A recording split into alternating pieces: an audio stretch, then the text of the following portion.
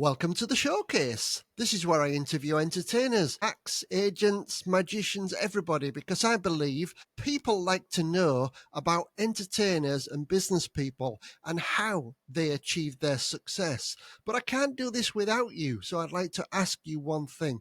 Click the thumbs up, subscribe if you want to do. Leave a comment and let the acts and the agents and everybody know just how much you enjoyed this content. It does make a big difference. Thank you very much. My next guest is, well, I ain't got enough time to tell you how much I praise this man. One of the best people in the business that I grew up with, in the pubs, in the clubs, both as an entertainer, an outstanding entertainer, an outstanding musician, a lovely person, and now a brilliant booker. I don't want to say agent because I don't like that word. Steve Love. Good to see you, Sean. How's things? Steve, it's always great. Sorry, but we had a bit of technical issues earlier, but we're on with it now, and people can see that the real Steve Love in the screen at last. So I thank you for your time for coming on here, Steve, and I know you've got a lot to contribute because you're probably one of the busiest agents out there at the moment. But let's go back in time, Steve, and talk about what made you get into the business. What made you become a great guitarist and singer? What started you off, Steve? Well, it goes back, Sean. Probably when I was about 11 years old, there was a friend over the road from me, Tom, and he used to play a little bit of guitar. He was a little bit older than me, and we used to get together and we'd sort of pretend to play and mime. I was a big fan of Slade at the time. He was a fan of Sweet, and so we came up with this crazy idea of making a little band and calling it Suede, which later on there was a band called Suede. Well, what we used to do, Sean, we used to have little garden gigs and charge a penny on the gate and get kids to come in off the street and listen to this band. Well, we didn't actually play at this point. We used to mime. We used to mime to the records. So, i.e., we'd stand with us backs to the audience and we'd turn around and off we'd go to the records, generally the 70s records, Slade, Sweet, that kind of thing. So it started from around that time, really, from about 11 years old, I would have thought, Sean, I had that interest. Wow. And I'm just like you, Steve. I mean, I adored Noddy all day. I met him and I met the band purely by mistake, and I was hooked. I went to every venue. The atmosphere was electric, Steve, and I think that must have inspired us to get going, surely. Oh, definitely. I mean, when I was about 11, it wasn't then until I was about 15 at school. I met a guy called Paul, who was in my class, and all his family were very talented. They used to have a piano in the house and sing around the piano and harmonise. And I was so impressed. I mean, he was only 15, but he could sing and play the old thing to Streets of London perfectly. And I was so envious. And I thought, I've got to learn a guitar properly. My mum paid for a few lessons for me. And back then it was like £1 an hour. And the guy who showed me the first chords was a guy called Pete Wilczynski, who went on to be a really big, famous classical guitarist. And so it started to evolve. I learnt a few chords. Me and Paul got together at a point. We used to write songs, and my mum was very encouraging. We had a little JVC recorder. I don't know if you remember them. You could actually, I do. You could actually record a song on there and actually fade it off. And my mum used to fade the song off, and we'd have a recording. So it was evolving. From a youngish age, 15, I joined the army when I was 16, and all I wanted to do was literally, I got through all my training, and all I wanted to do was get back home and get into music. That's all I had on my mind, So I had an interest from a young age to do that. It's fantastic, Steve. And, going back in them days, I mean, I don't know how old you are, Steve, but going back in time, there was no really tutors or teachers or YouTube that you could learn to play the guitar from. It was purely books, wasn't it? Exactly. I mean, I would go for a lesson, and I didn't have that many guitar lessons, but I had maybe a dozen and more. But the teacher used to sort of say, "You've got to practice, practice, practice," and it's true. I was in my bedroom most hours of the night, and kids would be knocking on the door, "Are you coming out to play?" And I'd say, "Look, I'm practicing," you know. So I did put a bit of time in, you know, in the early days. But like you say, there were no technology, no YouTube, nothing like that. If there had been, we could have done so much more in, you know. But I think the desire to learn and play was strong. So you've got to have that inside you, I think, you know, that drive to do it. You've got to have that, and you've got to be inspired by something as well. Like you say, we both had Slade and things like that, and I mean, I was inspired by David Essex, Leo Sayer, and all them. We're moving on a bit because you learnt to play the guitar, and then the first time I had the opportunity of meeting you was when we both worked for Duncan Wood. You was the Steve Love band, yeah. So you had your own Well, band. it actually was then, but before the Steve Love band, we had a band called the Busketeers. We were Doncaster based, and Right. we went out. We was rehearsing all the time in the house and not making any money or anything. And I came up with this idea of busking. I said, why don't we just at least go out and busk? We'll get noticed. So that's what we actually did. We went into Doncaster town centre. Well, automatically, Sean, it was a massive hit. We had people coming up, booking us for events, parties, and pubs. Before we knew it, we were actually getting involved with agents. And at this point, we was doing a charity event in Asda for breast cancer. And a lady came up to us and she says, "I really like your band. Would you come and meet my brother?" So we went to meet a brother. Her brother was Steve Womack. I don't know if you know Steve I from. do, yeah. Yeah, and Steve got us involved with their agency and got us a few gigs. And then Mandy was moving away, and she passed our details on to Peter McLeod, funnily enough, in Hull. So we actually got with the McLeod Alden agency for a while, and then after that, we did get involved with Duncan Wood at Yorkshire Entertainment. So that were great. Duncan used to get me loads of gigs. By that time, it had changed to Steve Love Band. I had brought in new musicians, and we actually, well, Sean, it's countless how many weddings and gigs we actually did around that time, you know, which I'd probably say in the early 90s. Well, it's strange because McLeod and Alden was Don Alden and Peter McLeod, and they had a I mean, Peter McLeod was the head of the Agents Society. He was a Mm, very big fella. And then it was, I think Duncan came in and said, can I come in to work with you as a booker, because Ian Gray, one of the other agents that worked for him, was sick. So I think he come in and started up the corporate stuff and DJing. And I think he must have thought, oh, I'm doing well here. I might as well open my own business, you know. And I think that's why he moved on and yeah, opened Yorkshire Entertainments. And I think that yeah, was one of the best things he did, you know, Steve, because, you know, without him, I wouldn't have met you. You wouldn't have met me. We've been friends for no, a long time. And I just want to tell the viewers, you know, it's not easy to be the best. You have to work towards it. And Duncan only booked the best yeah, it was because fantastic.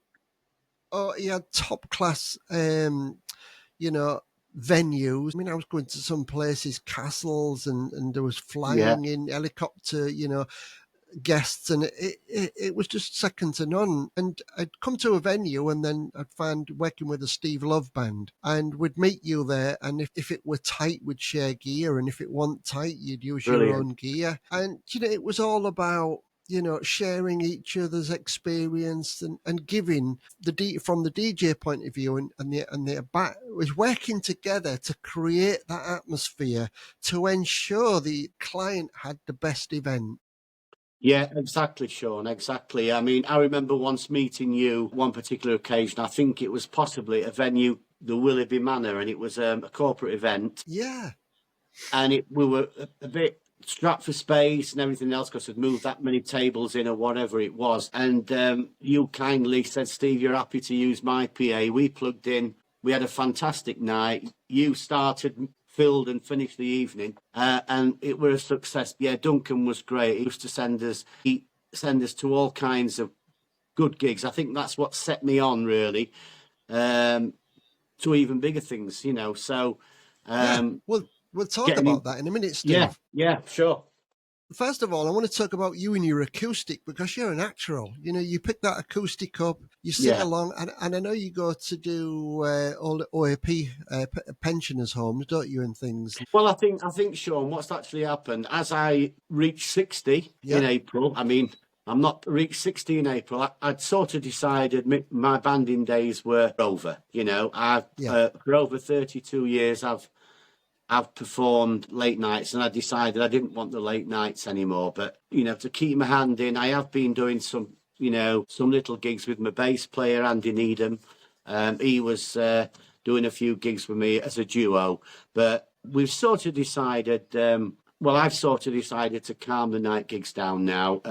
And yes, I do some music for dementia where I will go into some care homes. And I absolutely love that. I think, you meet some lovely characters and it's just a great thing to do. It's uplifting and it keeps me singing a little bit as well, keeps me involved. you're absolutely right because you come alive when you pick that acoustic up and you're playing, and I play acoustic, and I couldn't at that time play some of the great songs that you did. It just seemed to just fire away, and you had that smile and you had that vibrant feeling that got people on the dance floor. You knew what Yeah. to play, Steve, to plaque the dance floor.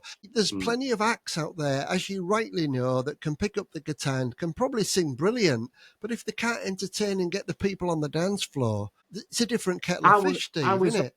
I think what you've got to do, because I were always conscious about, I'd write a set list, but 9 times out of 10, I wouldn't stick to that set list. That Yeah, set list would be there. And I think that by that time, the band sort of knew, I'd probably change it, but it's all about reading that audience. There's no point doing a song and then the next song on your set list is going to make everybody sit down. So I think the whole idea of my band at that time was a party band and to try and create that atmosphere, to keep people on that dance floor, to make them happy. And then at the end of the night, if you wanted to put a couple of ballads in, that's fine because people are shattered by then anyway. So, my set list would always change, yeah, on the night. It's funny, but I didn't really come away many times disappointed with my show.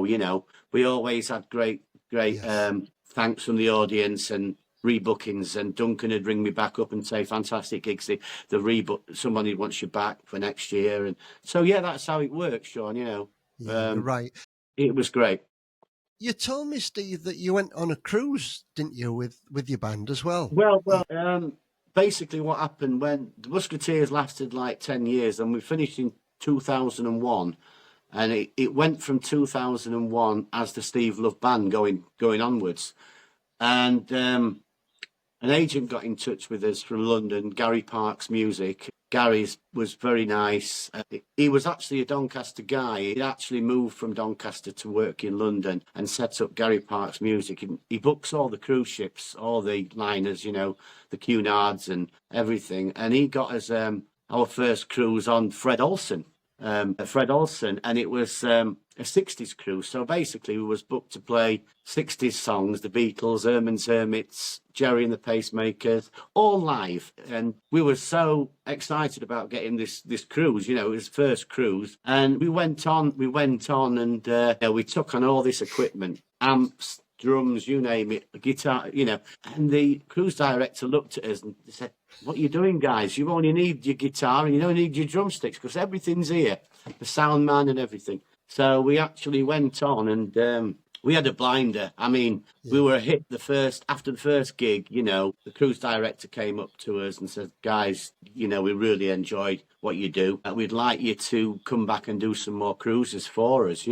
So I mean, it was a really good deal as well. Financially, it was really good for what we had to do. 2 shows in a week, I think it was. Or was it 2 shows per day, but only twice a week? And then all the other time, it was free time, Sean. We could like dine and meet people and just get off where we wanted to get off. It was fantastic. So we ended up doing a lot of that, which I loved. I got the chance to travel the world a little bit, which were amazing. I would never have done that if I if I hadn't have been a musician, because I wouldn't been able to afford it. You know, Yeah, you're right. You're right. No, it is. it was good. Well, that's the brings me to the next point because because of your experience, because of your excellent talent, and because you've done cruises and you've worked for big agents, you know how to handle clients. You turned your hand into being a booker. Would you say what? You're not an agent, are you, Steve? Well, I mean, you know, I always said, I don't like the word agent, Right. but in a way I am. But what Yes. I like to do, what I like to do, I suppose when COVID came around, the hospitality, as you know, they lost a lot of business. And so did musicians like myself and others, lost a lot of work in them 2 or 3 years, you know. And so at that point, I knew it would all bounce back. And I knew people would want entertainment, they would want DJs, bands, duos, solo artists, whatever they would. So I had that plan of, I was like coming to the end of my night performing and everything else. So I had that idea of setting up Steve Love Music and Entertainment Agency. But as I say, I really have a good, loyal database of people that I book, reliable people, and it is doing really well. I try and work for the artist as much as I can, you know. But it does give me an income. But it's nice to have a really loyal group of musicians, acts that I actually book, and it's doing well, Sean. It's doing well. Well, it is doing well, Steve. I mean, I came home last year and I worked for you, and everything is so professional. You know, you ring up the day before, remind the entertainer where they're at. Everything okay? Yeah, it's okay. Next day, ring up. Did you have a good gig? Not many agents do that, so that's really, really. It just makes you feel more valued, Steve, as an act. You know. Well, funnily enough, sorry, Sean. Yeah. Go on. Yeah, funnily enough, I got a lovely review the other day from from a band I book, and you know, saying that I have been like the best agent they've had in 25 years. Well, You know, I'm a big believer. I'm a big believer of being loyal, being on the ball. I mean, you can't, somebody books a band or a solo artist. I check that everything's all right, like you say, the day before. Even on the day, I'll send them a little message. Have a great gig. Please let me know how things go, because sometimes we all have to cancel gigs. So yeah, I mean, even when I'm away for a week, was a week at, on holiday. I've always got my phone, and just in case we have a problem, because I hate letting people down. I really hate letting people down. Not many people have messed me about, I've got to say, but I won't stand as well for being messed about. If like a musician, I can't do yeah, this one, or last minute lets you down. Yeah, yeah. if it's not well, that's great. We can sort something. But I think I am building up a little bit of a reputation now with musicians and hopefully it's all good, which is nice. It's lovely. It is, and to have that connection with the business owners, the clients as well, because they're relying on you and you're relying on the act, so it's like a three-way partnership. Yeah, But you're in the middle, because if the act don't go down, well, you're going to get it in the ear. If yeah, something's wrong from the act, you're going to get it in the ear. So yeah. you're kind of like the whole. You make up the whole pizza, so to say. Well, So it's quite a challenging thing to do what you're doing, Steve, it is. And like you say, even when I was running Steve Love Band myself, the guitarist was a guitar teacher, and he used to say, Steve, he says, I'm quite happy coming to do your gigs, getting my wage, because I know how hard it is to actually get the gigs and to organise the gigs. And he says it's not an easy job, and it isn't. But you've got with me, with clients, it's all about the client having a great time. Has everything gone well? Are you happy? 9.5 times out of 10, Sean, it has, and I'm really conscious about that. So, as big and as popular as you are now, Steve, are you still looking for acts? Are you still looking for venues? Are you Of looking to do course, you work in of course. do you work in partnership with other agents? To be honest, I don't want to get involved with other agents because I think it's too much of a headache. Having, I'd sooner just be like one trick pony. It's me and the act. I don't want to go commissions with other agents and have all that hassle. I'd sooner, if I can't sort it out, I'm quite happy to maybe pass that on to somebody else if they can. But I try and keep out of that thing, if that makes sense. Yeah. The way I'm running it, I think it's working. It's working okay. It's working fine. All the acts that I book are happy. I'm always looking for new acts for my agency, and venues are always coming up.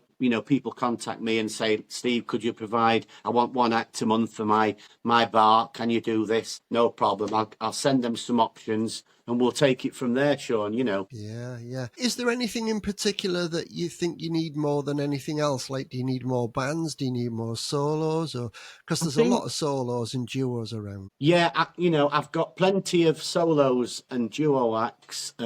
Although if you don't get them booked, the good ones do get booked. So the thing is, I've just taken on a venue in Doncaster where I used to play with Steve Love Band, and it's almost like the Cavern Club underneath. It was called Abbey Oh, Road Bar. So I think at that time, when I was working with Duncan, he'd often send wedding clients down to that bar to see my band, and they would book after seeing us. It was just a great little. Anyway, this bar is reopening as bar number one, and they're wanting me to put some acts on once a month there. So generally it's solos, but if we can build this venue up a bit more, we'll probably look at bigger acts, bigger bands, that kind of thing. At the moment, any decent bands out there, if you want to contact me, that would be fine. Send me your information. I could do with a few more bands on my books. right. So party bands and things like that. Yeah. Oh, definitely. I mean, party bands generally, bands that can play nice pubs and events. I do have maybe a dozen bands on my books, but like you say, decent bands get booked up in advance. So, possibly working to having a few more bands. Yeah. So people out there that are watching this video, Steve, how would people get in touch with you on Facebook, Steve Love? Yeah, they can contact me on Facebook, Steve Love. I also have a page that they can join, which is Steve Love Music and Entertainment Agency. And they can join that page. They can contact me on my number, 07561 884474. And I've kept my old email address, and it's dead simple. You can contact me on steveloveband@hotmail.com. Oh, that's easy. steveloveband@hotmail.com. Very easy, yeah. Um, So, yeah, Steve, well, So I mean, basically, if there is anybody out there looking for a solo singer, a solo acoustic singer, a DJ, a live band, I've got 2 or 3 fantastic close-up magicians on my books as well for special events. I can provide that kind of thing. The only thing I don't deal with, Sean, is strippers. well, I can understand. I don't get involved with that. What about children's entertainers? Yeah, I mean, I have 2 or 3 kids entertainers that can do little parties and like balloons, which is perfect for like little birthday parties and garden parties. So anything that kind of thing, I can provide. And generally, it's mainly good singers, solos or duos, up to live bands. But yeah, I've got a few kids entertainers on my books as well, to do Yeah. them events. And what would the bands have to send you, Steve? Would they have to send you a show reel or something? Yeah, I mean, I always like to have a phone conversation, with them. I like to get all the details and then I like to see some video footage as well of them performing or a show reel. And then basically what happens, if they join my agency, I'll add all the details on, and should something suitable, sort of comes up, I will get in touch with them. I mean, I generally know when people ring up what they're looking for from what they generally say. I mean, you can tell people will say, "Oh, we're having a 60th wedding anniversary, and we just want a really good singer to."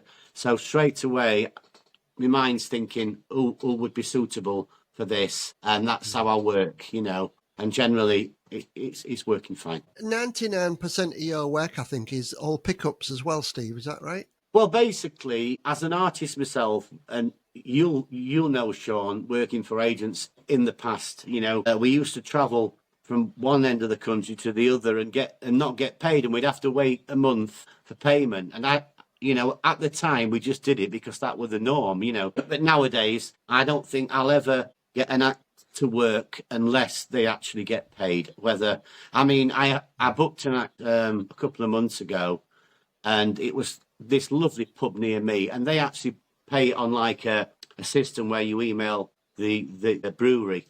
But they're very, very good. They pay within a week. But I thought, well, I don't want this act to travel from where she was travelling from. So I actually went to the venue myself, put the money in an envelope, and I said, can you give that to the act on the night? I think people will respect you for doing little things like that, Sean. You've got the perfect name, Steve. Love. Thank you. Because Thank you you, care. Sean. You Well, care. You are the best. I think to be honest, Sean, you've got to. When I started out, it was very hard. I mean, getting my first guitar, I think I got it on hired purchase, and I remember my mum having to sign guarantor for that guitar, and I had a paper round, and I had to pay this money back. So I actually worked really hard to get a guitar. Nowadays it's a little bit more easy, but when I think if I had my time again, it'd be a little bit easier than what. But I think my whole experience from learning guitar and doing gigs and getting involved. So I've actually gone right through, Sean, if that makes any sense, of all different Of course it does. experiences. And that's why now being like a booker for events, and I don't just look at my point of view. I look at the artist's point of view of what they're having to do to travel to a venue. It might be cold at night. They've got to put fuel in the car. They don't want to be getting to a venue, doing the gig, and then walking away and having to wait a month for the payment. That's why I stipulate all my acts will get paid. Yeah. I mean, to be honest, Sean. To be honest, I think there are times when you might have to wait a few days, but the regular acts I actually book are already, we've got a good relationship. But generally, I try and get payments for their entertainers on the night. Yeah, great. Sean, lovely. Thank you for getting in touch. I've really enjoyed chatting with you, and I wish you well, and hopefully we'll have a catch up if you're back in the UK at some time, Sean. You've been watching today Steve Love, brilliant guitarist, singer, the Steve Love Band, brilliant party band, and also now outstanding, excellent agency booker.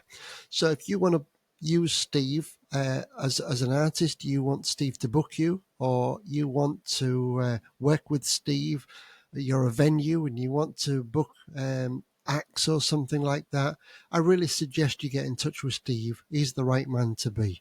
Thank you for watching the show today. Sorry about the technical problem at the end, but on behalf of myself and Steve Love, thank you for watching.